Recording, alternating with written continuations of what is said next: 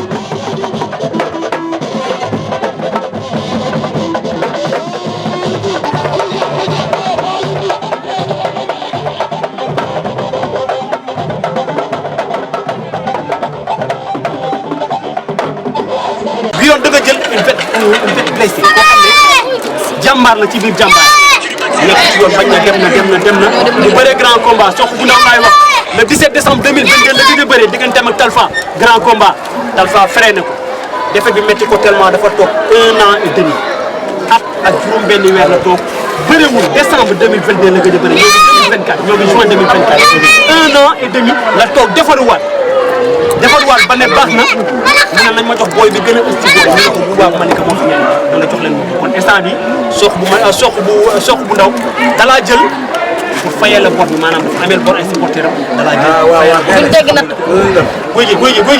guy gi ñun duñ fayu gaayu bor de. da ngay génn kër yi. dalaa jël pour fayal la bor bi. soxna ma dama fayu gaayu bor. li waxal bu baax ma dégg la. dama ko fekk si kàmm bi. déedéet. dama fekk si saako fi ba léegi. jël ko lu dama jël ko nag. gaa yi ma da nga koy suul. gaa yi ma bañ a jël samay morom ñu ma doon wax. waaw su ma nangoon jël. waaw du ma àgg bu si wax. parce que am na ñeneen ñoo xam ne ñoom nga ciblé woon yow ak sa staff. waaw am na ñu ma doon wax. ñoom la yéen ñoom la des. waaw dañ may daw ñemewul ma. léegi ma xam ne saa moo fa def dafa ci saabu yi. daa ma jël ko. nekkul ci saabu yi benn défaite la am benn défaite. tegalewul ñaari défaite. tegalewul ñaari défaite benn défaite premier grand combat la bëre Talfa daan ko Talfa mi ko daan boobu daanoogul kon nekkul ci saabu yi. waaw saabu yi nekkul si kàmm gi dama koy suul. dañ koy suulee garaaw Bouba damay laaj gars yi ko yéen bëri ngeen wax damay dem tuuti dama ne Bouba am nga bëri techniquement booy est-ce que am nga bagage technique bu daan soxla. Bouba ngay waxal est-ce que am nga bëri bu daan soxla. Bouba ngay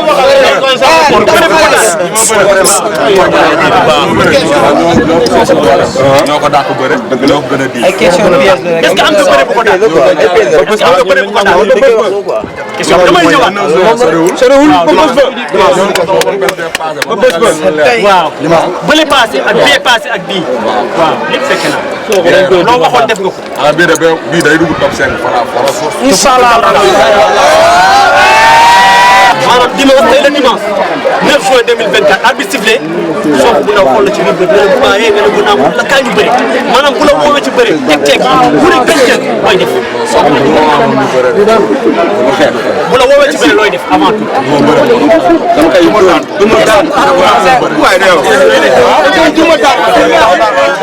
daan ñu teelu. moo woote milieu. am na mu baax ma woote milieu. fii la fii moo ëpp. fu mu taxaw ma fekk xam nga ni liggéey wax soog na ko xam nga ni na ko naka seetaan la ñuy bëgg. naka fekkee fii naka seetaan.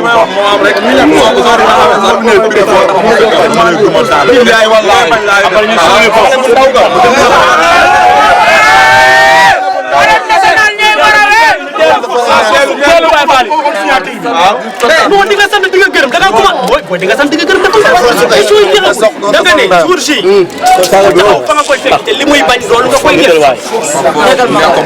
fan nga jëlee loolu foo tibbee loolu parce que nit dañ ko war a suulee daa dee dañ ko war a suulee dama liggéey daa liggéey pour moom ak ki Serigne Bamba li roi des arènes moo doon ma teg sama bët ci lamb du sox bu ndaw moo fi nga teg say bët ci lamb du sox bu ndaw du sox bu mag tamit du mag moom maa ngi si ginnaawam léegi